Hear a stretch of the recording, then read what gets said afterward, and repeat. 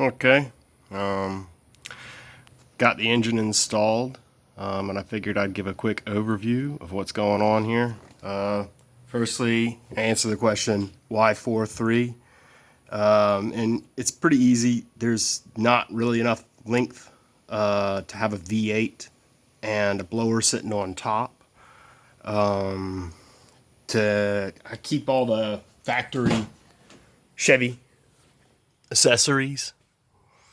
So off the shelf parts is pretty easy to source compared to if something was fabricated or whatnot.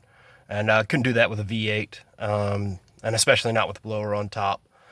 Another reason for the 4.3, because everything's off the shelf, I already own a 4.3, and that makes part sourcing even easier.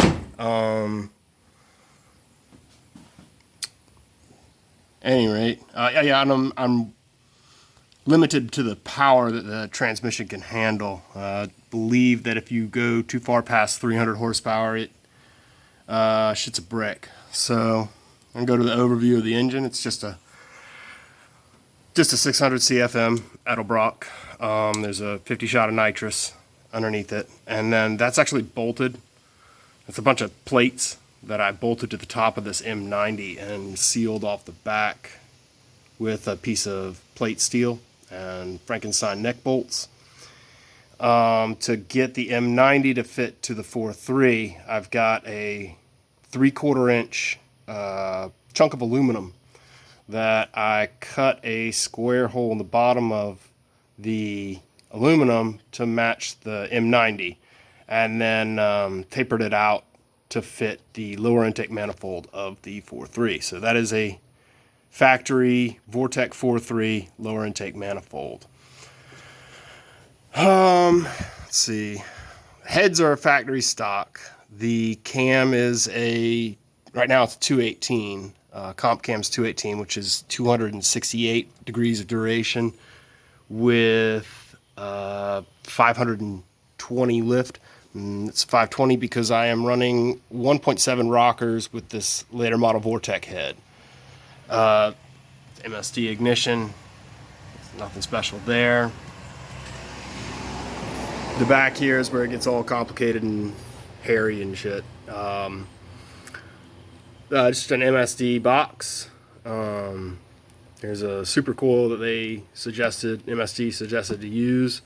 And then I have my boost retard system. And there's the nitrous bottle. Underneath the car, it's nothing special under here. It's these eBay catback exhaust, just for a Boxster or whatever. Those are a pair of cherry bombs, one on either side.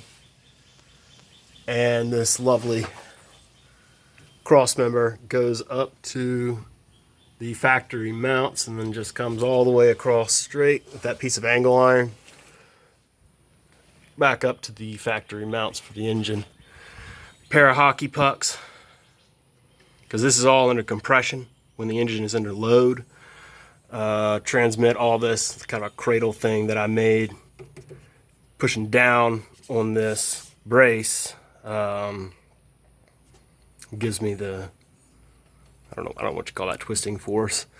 At any rate, you can come a little further and you can see that there's a cross brace because I threw out my factory belly pan because I'm an idiot. Go a little further. Not much to see under here. Yeah, the oil pan, I had a nice pretty oil pan and it didn't fit the oil pump, so I had to find that one in the junk bin and whatever. The RTV was curing and I didn't have much time to make it look pretty, so that's an oil pan. That's just a regular old oil cooler to keep everything cool. I think I've already went over the subframe, but they mount right there. And there is a mount.